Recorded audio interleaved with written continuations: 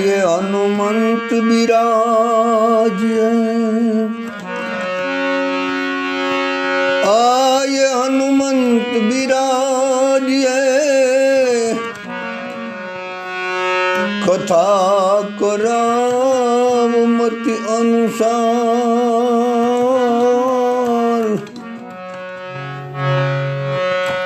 प्रेम सहित गादी धरावो,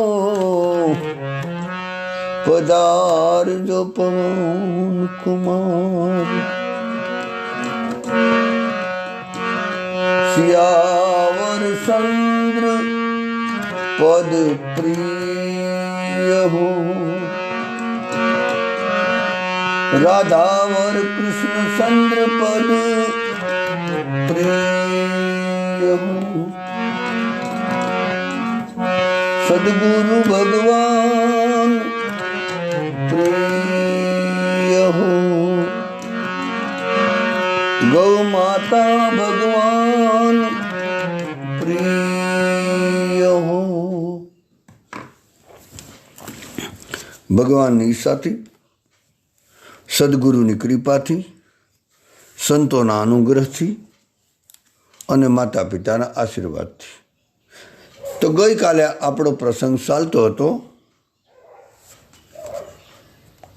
કે ગૌ માતાને પૂજવાની જરૂર નથી, ગૌ માતાને પ્રેમ કરવાની જરૂર છે.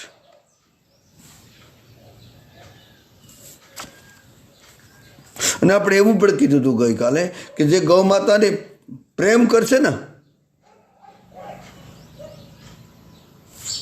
ગૌ માતાનો એ વ્યક્તિ બધાથી હારામાં હારો, ઊંચામાં ઊંચો ઉત્તમ સેવક હશે.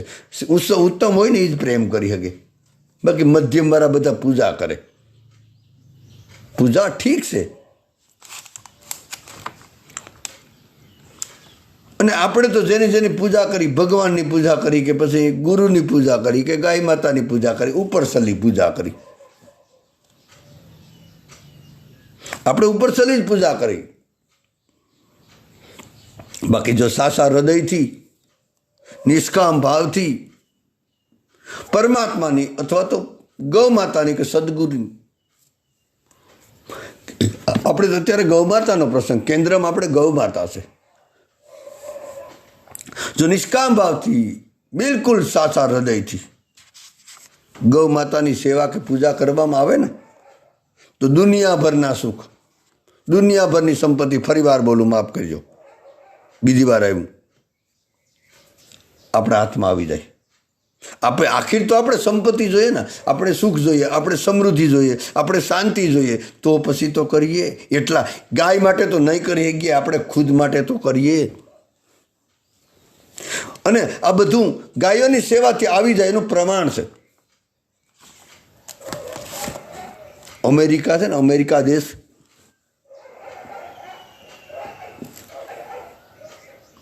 અમેરિકા જેવા દેશમાં ત્યાં ગૌ માતાની સેવા પણ બહુ જ થાય છે અને પૂજા પણ ખૂબ જ થાય છે. એક અર્થમાં કેવું હોય ને, તો અમેરિકાએ ગાયોની સેવા અને પૂજા આપણા બધાથી વિશેષ રૂપે કરી. એટલે એ દેશ, અમેરિકા જેવો દેશ, સુખ અને સમૃદ્ધિમાં બધા દેશોથી આગળ છે. અને હાલમાં પણ ત્યાં ગાયોની પૂજા પણ થાય છે અને ત્યાં ગાયોની આમ ભરપૂર માત્રામાં સેવા પણ થાય છે. અને આપણે કેવલ શ્રાવણ માસમાં એક દિવસમાં ગાયોને, આપણે આગળ કીધું ને પરમદિની, કદાચ પરમ દિવસમાં, કે ગાયોની કુંવારી કન્યાઓ પૂજન કરી આવે. પણ પૂજામાં ફેર છે. ટૂંકમાં આપણે ઉપરસલી પૂજા કરી એટલે ગાયોનું નામ ભૂસી નાખ્યું. એટલે આપણી ઉપરસલી પૂજાને કારણે જ આ ગલી ગલીમાં ભટકતા. આહા, આપણે ગાયને જોઈને આપણે પીડા કેમ નથી થતી? ગાયને આપણે ગાય માતા માની જ નથી.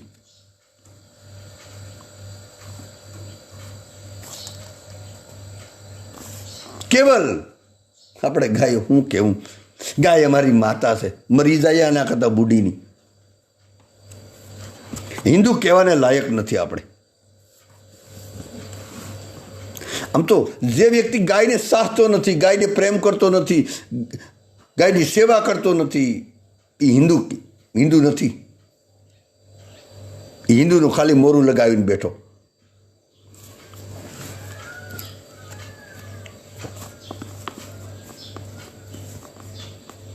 તો કહેવાનો મતલબ આપણે કેવલ ઉપરસલી પૂજા કરી, અને જેને જેને સાસા હૃદયથી પૂજા કરીને એ માલામાલ થઈ ગયા. અમેરિકાએ શું કર્યું? શું કરવા અમેરિકા આગળ છે? ક્યારે આપણે વિચાર્યું?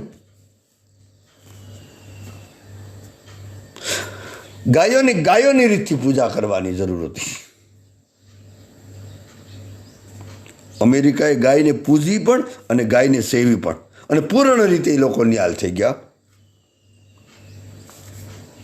અને કહેવાય કે અમેરિકા એ ખુદ કબૂલ કરે કે અમે માલામાલ થઈ ગયા તો ગાયની પૂજાથી ને ગાયની સેવાથી. આપણે તો ખાલી ઉપરથી ગાય પ્રત્યેને આપણે નાટક કર્યા, ગાય માતાને જય જયકાર, ગાય માતાના નારા લગાવ્યા. હું કામના? ગાયનો સાસો સેવક તો સીધો પ્રેમ કરી બેસે. હા, ગાયને પૂજવી હોય, ગાયને સેવવી હોય તો અમેરિકાએ સેવીને એવી રીતે સેવવી જોઈએ. કહેવાય કે અમેરિકાને હાલમાં પણ કુબેરની અલકાપુરી કહેવામાં આવે, આપણે બધાને હવે ખબર છે. અને હાલમાં અમેરિકામાં એક ગાય દુઃખી જોવા ન મળે. અમેરિકા કે કોઈ પણ બીજા દેશમાં ગાય ભટકતી નથી મોટા ભાગે. અને આપણે તો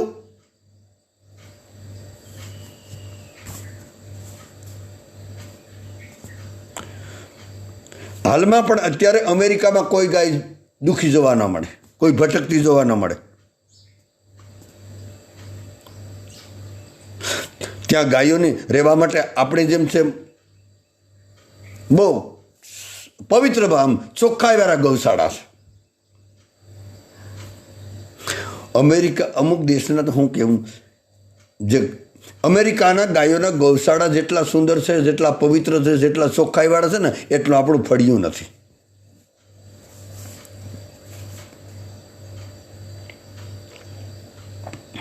મોરારી બાપુ એકવાર એવું કીધું હતું, હું ભૂલતો ન હોય તો, કે વિદેશમાં અમુક જગ્યાએ જેના શૌચાલય જેટલા ચોખ્ખા છે ને, એટલું આપણું છે ને રસોડું ઘરનું ચોખ્ખું નથી.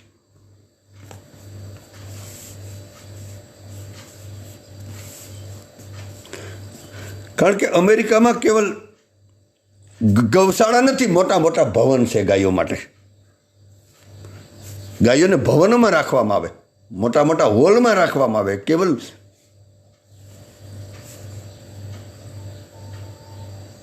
અને ગાયોને ખાવા માટે બધા જ પ્રકારના,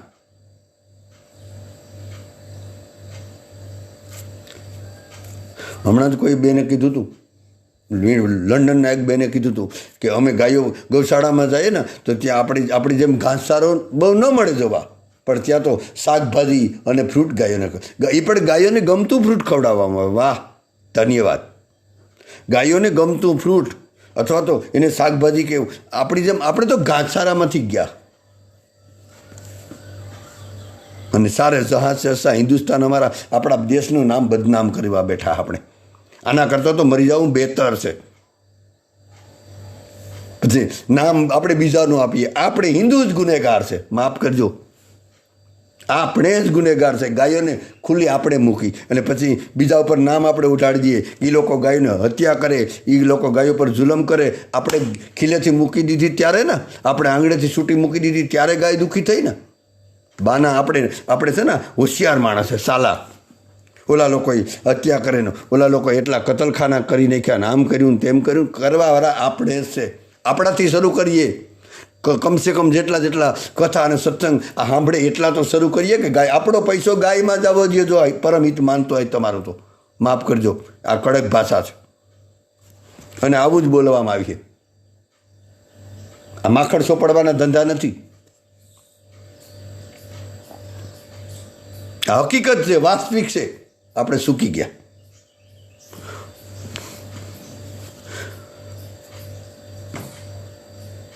અને માફ કરજો અવિવેક થાય તો, કોઈ કથાકાર હોય, કોઈ પંડિત હોય, કોઈ વિદ્વાન હોય, કોઈ સત્સંગી હોય, કોઈ ગાયક હોય, કોઈ પણ હોય, જેની પાસે ગાયનો મહિમા નથી, જે ગાય વિશે બોલતો નથી, એને કથા પણ સાંભળવી નહીં.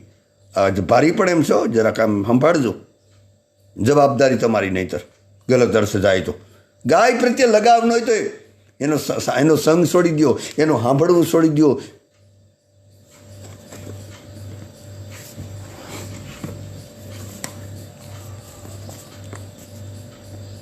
અને કહેવાનો મતલબ કે અમેરિકા ખુદ કબૂલ કરે કે અમારું અમેરિકા સ્વર્ગ બન્યું હોય તો ગાયની સેવાથી બન્યું. અને આપણે અને કહેવાય એક શ્લોકમાં એવું કીધું કે યત્ર નાર્યસ્તુ પૂજ્યતે રમતે તત્ર દેવતા. જ્યાં ગાયોની પ્રેમપૂર્વક પૂજા થતી હોય ને, જ્યાં પ્રેમપૂર્વક સેવા થતી હોય ને, ત્યાં બધા દેવી દેવતાઓ નૃત્ય કરવા આવે. આ મારા ઘરની વાતો નથી, વારંવાર બોલું, આ ઘરની વાતો નથી ને ઘરની તો બિલકુલ નથી લઈ આવ્યો. આ છે સદગુરુના ઘરની વાતો. જો ઉતરી જાય તો આમાં મારું કાંઈ નથી.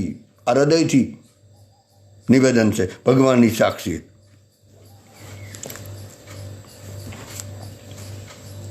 ટૂંકમાં જ્યાં ગાયોનું પાલન થાય, જ્યાં ગાયોની સેવા થાય, ત્યાં બધી સુવિધાઓ સામેથી આવી જાય.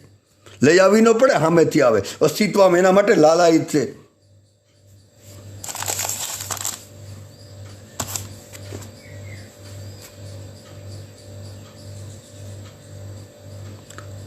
હાલમાં એવું કહેવાય કે અમેરિકામાં દૂધ, દહીં, ઘી, માખણ ભરપૂર માત્રામાં મળે.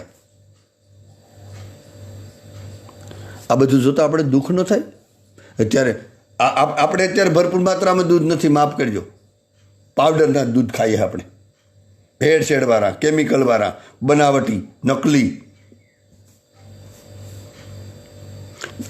અમેરિકામાં કહેવાય કે ભંડાર ભર્યા હાલમાં વર્તમાન કાળમાં. યાદ રાખજો વાલા, આજથી અમુક વર્ષો પહેલાં, મતલબ કે કદાચ 50 વર્ષ પહેલાંનો સમય હશે, જે હોય તે. એક સમય એવો હતો, માફ કરજો.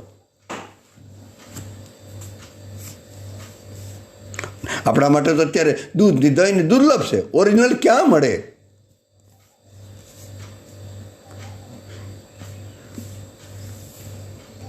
એનું માત્ર એક જ કારણ, આપણે ગાયને ભૂલી ગયા.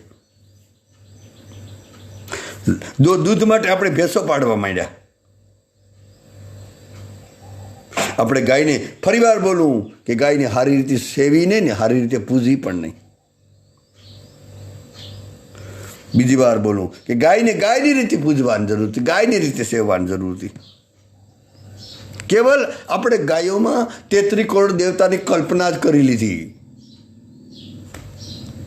અને 33 કરોડ ગાયોની કલ્પના કરી અને પછી આપણે પૂજા કરી કે આમાં ગાયોમાં દેવતા બિરાજમાન છે, આમાં બ્રહ્મા બિરાજમાન છે, આમાં વિષ્ણુ બિરાજમાન છે, ગાય પવિત્ર છે, એને સ્પર્શ કરવાથી આપણા પાપ વયા જાય, આપણે સુકન મળે.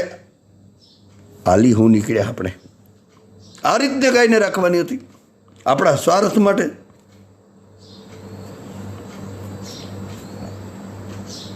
અને આપણે કેવલ કલ્પના જ કરી અને આરતીઓ કરી અને પૂજા કરી અને એને હાર પહેરાવ્યા.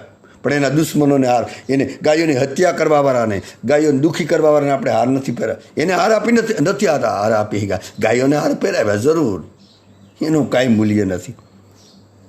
એના શત્રુઓને આપણે હાર ના આપી શક્યા તો હું કામનું? અને એનું કારણ, ગાય માટે પ્રેમ નથી. હું એનું કારણ હું? આપણી સંપત્તિ અસત્યની છે. આપણી પાસે તો ખરા અર્થમાં સંપત્તિ, તો બીજી વાર બોલું કે આપણી સંપત્તિ, સંકલ્પ કરો આજથી. જો તમને ભરોસો હોય આ શબ્દ પર, જરાય આમાં બનાવટ કે જરાય આમાં સ્વાર્થવૃત્તિ જો ન હોય આ શબ્દમાં, બિલકુલ નિષ્કામ ભાવથી શબ્દ બોલાતા હોય અને પરમાત્માની સદગુરુની સાક્ષીમાં બોલાતા હોય તો ઉત્તમ. આજથી સંકલ્પ કરો વાલા કે ગાયો સિવાય આપણો પૈસો વપરાવાનો. આપણે દેખાતું નથી વાલા, રોજ હત્યાઓ ગાયની કેટલી. અત્યારે મારે આંકડો નથી આપવો, ક્રમમાં જવું છે મારે. નહીંતર યાદ કરજો, આજે એક મિનિટે 20,000 ગાય કપાય અને ભારત દેશમાં 37,000 કતલખાના છે. રોજની કેટલી ગાયો કપાય? 1 મિનિટમાં 20 હિસાબ કરો, એમાં 4,000 કાયદેસરના છે, બાકી બધા બેન કાયદેસરના. આવું આપણા ગોરખપુરના સંતોએ લેખિત આપી દીધું, ગણતરી કરીને. એવો આપણો દેશ. એવી આપણા ઉપાડા બસ પૈસામાં મોઢા નાખી પરિવારનું ભરણ પોષણ કરીએ, પણ બેંક બેલેન્સ બનાવીએ, દુકાનો ખરીદીએ, પ્લોટ ખરીદીએ, મકાનો બનાવીએ, ગાડી લઈ લઈએ, દાગીના કરીએ, મરી જાય આના કરતાં ગાયોનો ભાગ ન કાઢી શકીએ તો શું કામનું આજીવન? એના કરતાં આપઘાત કરી જાઓ. આવું કોઈ કઠોર નહીં બોલે તમને, આવું કથામાં ના આવવું જોઈએ, પણ આપણી કથામાં આવું આવી છે, કારણ કે આપણી નથી કથા, આપણા હનુમાનની કથા છે.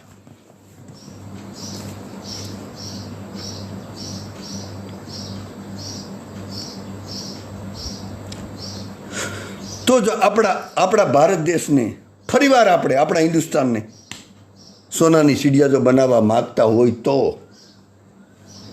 ગાયનું રક્ષણ કરવું પડશે, ગાયનું પાલન કરવું પડશે, ગાયની સેવામાં જ પૈસા વાપરવા જોઈએ.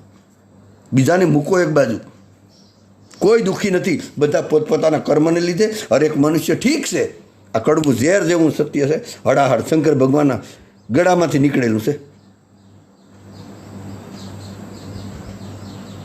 એ બધા પોતપોતાના કર્મ ભોગવે. અને તમે હરેક જગ્યાએ જોઈ લ્યો, કોઈને આ ગરીબનો વિરોધ નથી, બધું કરવું જરૂર છે, પણ એક જગ્યાએ બેસીને જુઓ કે આ બીમાર શું કરવા પડ્યો? વ્યસનોને કારણે, પોતાના ઉપાડાને કારણે. ગાયની જરૂર છે ત્યાં સેવા નથી કરતા, અને આપણે બીજી જગ્યાએ, કારણ કે માણસ પાસે સેવા કરીએ તો નામ આવે, આપણી પ્રસિદ્ધિ મળે. તો કહેવાનો મતલબ આપણે હિન્દુસ્તાનને ફરીવાર સોનાની સીડિયા બનાવવી હોય, માગતા હોય તો ગાયનું રક્ષણ કરવું પડશે, ગાયની સેવા કરવી પડશે, ગાયમાં જ પૈસો વાપરવો પડશે, ગાયનું પાલન કરવું પડશે. કહેવાય કે એક સમય આપણો દેશ વિશ્વગુરુ કહેવાતો હતો. વાલા જરાક યાદતા કરો, આ ભારત સારો જહાં છે, એ વિશ્વગુરુ કહેવાતો હતો. એક સમયમાં જ્યારે બધા દેશો, અમેરિકા, આફ્રિકા, લંડન, જેટલા દેશો જેટલા હોય એટલા, એ બધા દેશ જ્યારે ભોગોમાં રત હતા, ભોગમાં ડૂબ્યા હતા, તે આપણો દેશ યોગમાં રત હતો. વાલા,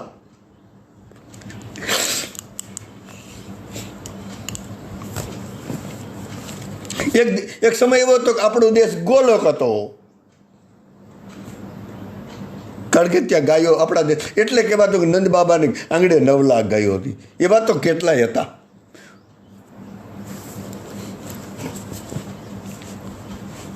એટલે ગોલોક કહેવાતો હતો આપણો દેશ.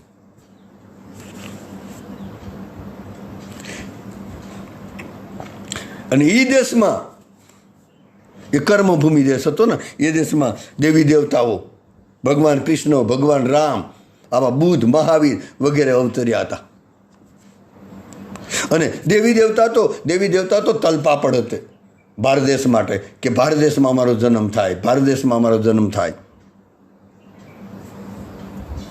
મયમાં ગાયો ન હતો, એટલા માટે ગાયોનું પાલન કરવું જોઈએ. આવો બધો મયમાં સાંભળી લીધા પછી પણ નથી સમજાતું, તો આપણા જેવા હલકા કોઈ નથી કે ગાયનો મહિમાની ખબર પડી જાય પછી તો કૂદી પડીએ કે આ વસ્તુ એટલી અગત્યની વસ્તુ છે. ગાય માતા વસ્તુ કેવી પણ આમ નાન શબ્દના કાંઈક વાપરવો ને, ગાય છે, વિશ્વની માતા છે, બ્રહ્માંડની માતા છે. જે દેશમાં શું કરવા ગાયોને લીધે આ દેશ, આપણે શરૂઆતમાં કદાચ કીધું હોય કે રામ જાણે કે સૌ પ્રથમ જો આપણી જ્યારે ઉત્પત્તિ નહોતી થઈ ને તેની ગાય આવી હતી. પહેલાં ગાયને પરમાત્માએ મૂકી હતી, પછી આપણે આવ્યા. ગાયનું પાલન કરવું, એનું પોષણ કરવું, એની સેવા કરવી આપણો ધર્મ છે. ગાય વિશ્વની માતા તો છે જ, પણ સંપૂર્ણ સંસારની માતા છે, બ્રહ્માંડની માતા. અને એક અર્થમાં આપણે હાવ નજીક જઈને કહેવું હોય ને તો ગાય આપણી માતા છે, ખરેખર માતા છે. અને બળદ આપણા પિતા છે. આ વાત બધાને ન ગમે,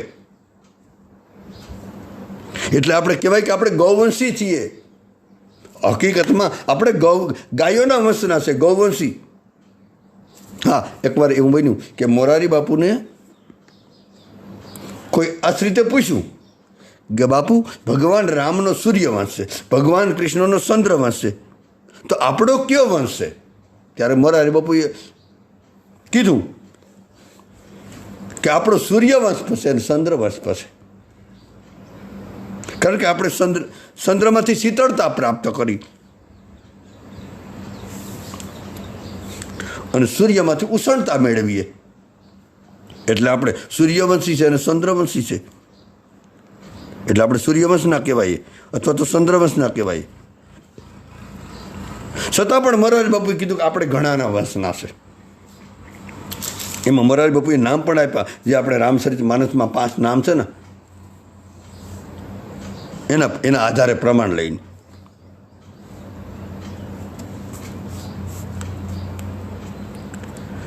આપણે ભૂવંશ, ભૂ એટલે પૃથ્વી, પૃથ્વીના વંશ છે. ભૂનો અર્થ થાય પૃથ્વી, એટલે આપણે પૃથ્વીના સંતાનો છીએ એક અર્થમાં. બીજો આપણે જળવંશ, જળ એટલે પાણી. આપણે પાણી ઉપર જીવન જીવીએ ને એટલે પાણીના વંશી છે આપણે. એક અર્થમાં કેવું હોય તો આપણે નભવંશ, નભ કહેતા આકાશ, આપણે આકાશના વંશી છે. એટલે આપણામાં આકાશની વિશાળતા આવવી જોઈએ, પાણીની શીતળતા આવવી જોઈએ આપણામાં. એક અર્થમાં કહ્યું તો આપણે વાયુવંશ, આવું મોરારી બાપુએ કીધું તો, મહેનત કીધું, અને આ રામાયણમાં પ્રમાણ છે. આપણે વાયુના વંશ છીએ, કારણ કે આપણે પવનથી જીવીએ, આપણે હવાથી જીવીએ, એટલે આપણે એના વંશી કહેવાય. એના વગર આપણે જીવી ન શકીએ. આપણે અગ્નિના વંશ છે,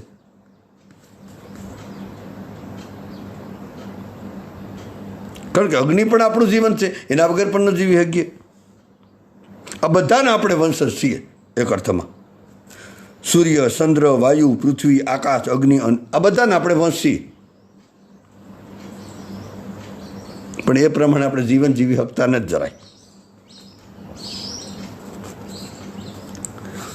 આકાશની જેમ આકાશ આપણે અંશ છે, પણ આકાશ જેમ આપણે અસંખ છીએ નથી રહી શકતા. આપણે જળવંશી એટલે પાણીના વંશી છીએ, પણ આપણે ગંગાની યમુનાને પ્રદૂષિત કરી નાખી. આપણે ક્યાં ઠેકાણું જ આપણું રહ્યું એક અર્થમાં કેવું હોય તો. ગીતાજીના આધારે કેવું હોય તો મમે વાસે જીવલોકે જીવભૂત સનાતન. આપણે પરમાત્માએ કીધું કે તમે મારા અંશ છે. અથવા તો રામાયણમાં કેવું હોય તો ઈશ્વર અંશ, જીવ અવિનાશી, ચેતન અમર, સહજ સુખરાશી. આ રીતે આપણે ભગવાન રામના, ભગવાન કૃષ્ણના, સૂર્ય, ચંદ્ર, આકાશ, વાયુ, આ બધાના આપણે વંશજ છીએ. એના વંશમાં આપણે આવેલા છીએ, પણ એ બધા આપણાથી દૂર છે. એને આપણે પકડી ન શકીએ, એનું સાનિધ્ય આપણે ન માણી શકીએ. ભગવાન આપણી પાસે આમ છે પણ વ્યાપક છે, પણ આપણી પાસે આમ તો નથી ને.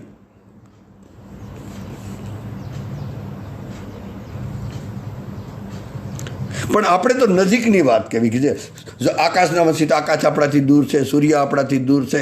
દાખલા તરીકે આપણે ચંદ્રના વંશી તો ચંદ્રથી આપણાથી દૂર છે. ઠીક છે, ઉપર ગયા ઘણા આવ્યા નથી ને ઘણા તો લટકે, એ બધું બરાબર.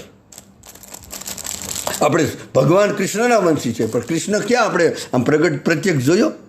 આપણે રામના વંશી છે, રામ આપણે જોયા, એના દર્શન આપણે નથી થયા, એનું સાનિધ્ય નથી મળ્યું. આપણે એનો સંગ આમ વ્યાપક છે, જરૂર છે, પણ આપણે તો અતિ નજીકની વાતો કરવી, આપણે આ બધાને સમજાય, આપણા આમ હાથ વગી હોય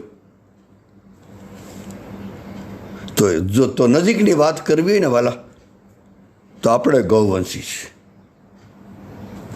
આપણે બધા ગાયના સંતાનો છીએ. આપણા સંતોએ અને શાસ્ત્રોએ આવું કીધું. ગાયનું આપણે દૂધ પીએ છીએ, ગાય આપણી માતા છે. નંદી આપણો બળદ, નંદી આપણો પિતા છે, કારણ કે નંદી બળદ અનુપજાવે. એ તો હવે આવ્યા ટ્રેક્ટરોને આવ્યા ને, બસ બધા યંત્રો આવી ગયા ને ત્યારથી આપણે દુઃખી થઈ ગયા. જ્યાં સુધી આપણે આંગણે ગાય હતી અને આપણા ખેતરમાં, આપણા વાડીએ બળદો હતા, ત્યાં સુધી આપણે સુખી હતા. હવે આ અપેક્ષા, જ્યાં સુધી ગાય બળદ પાછા નહીં આવે ત્યાં સુધી લાખ કોશિશ કરવામાં આવે. ગમે એટલી પ્રગતિ દેશ કરે, સીતારામનું નામ લ્યો, સફળતા નહીં મળે. ગાય, હજારો ગાય, લાખો ગાયની હત્યા થાય, હજારો બળદની, હજારો રોજની. આ તો આંકડો હું, ત્યાં સુધી અપેક્ષા જ ન રાખવી સુખની કે શાંતિની. કે બળદ અનુપજાવે તે આપણો પિતા છે. બળદને આપણે આપણા સંતોએ પિતા કીધો, ધર્મ કીધો. શ્રીમદ ભાગવતમાં તો એવી વાત આવી કે નંદી છે ને બળદ એ ધર્મ છે. જ્યારે પરીક્ષિત દિગ્વિજય અભિયાનની યાત્રામાં જ્યારે નીકળ્યા ને ત્યારે કહેવાય કે રસ્તામાં એને બળદ મળે છે.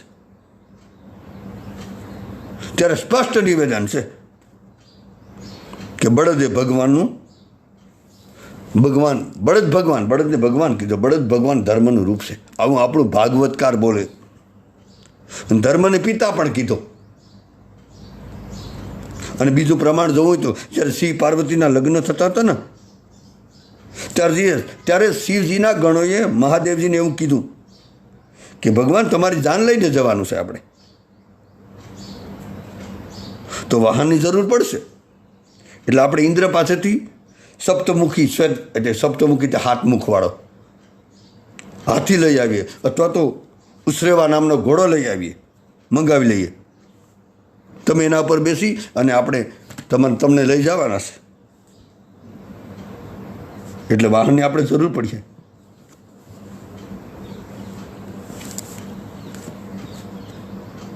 ત્યારે શિવજીએ કીધું કે વાહન લઈ આવો પણ ઘોડો નહીં, કારણ કે ઘોડો વાસનાનું પ્રતીક છે.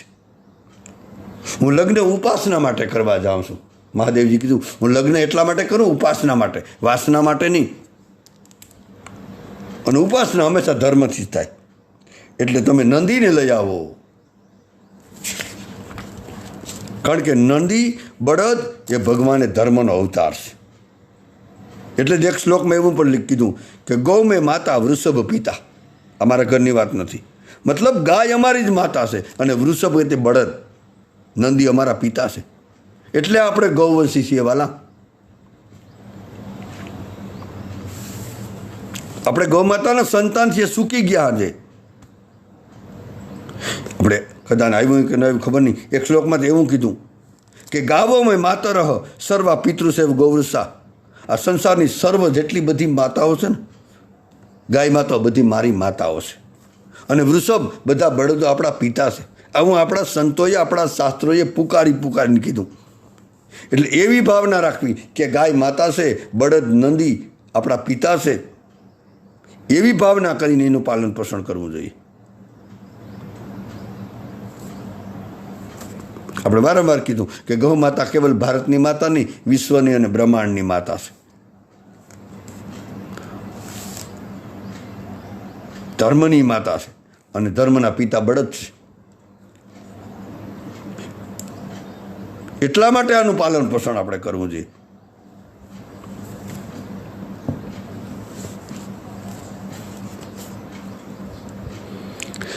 કહેવાય કે ગૌ માતા આપણે આંગણે હોય અથવા તો ગૌશાળામાં હોય, કોઈ પણ વ્યક્તિ સવારમાં ઉઠી સવારે કે સાંજે કે બપોરે જ્યારે આપણે સમય મળે ત્યારે એના દર્શન કરીએ, એને પરિક્રમા કરીએ, એની પ્રદક્ષિણા કરીએ. કહેવાય કે ગાયને પ્રણામ કરવાથી, એને સ્પર્શ કરવાથી, એની પ્રદક્ષિણા કરવાથી, એની પરિક્રમા કરવાથી એ વ્યક્તિને છે ને કહેવાય કે 7 ભૂમંડળ તો કેવડું છે એની પ્રદક્ષિણા થઈ ગઈ. એને કરવા જવું ન પડે, એની યાત્રા કરવા જવું ન પડે. ગાય આપણે આંગણે રોટલો લેવા આવે ને તો માને લેવાનું એનો શરણ સ્પર્શ થઈ જાય, એનો કોઈ પણ રીતે સ્પર્શ થઈ જાય તો માને લેવાનું કે આ બધી યાત્રા આપણા આંગણામાં આવી ગઈ. વિશ્વાસ હોય તો.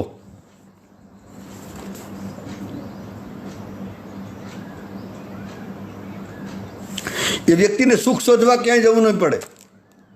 ગાયની સેવામાં બધા સુખ છે, ગાયની સેવામાં બધી શાંતિ છે.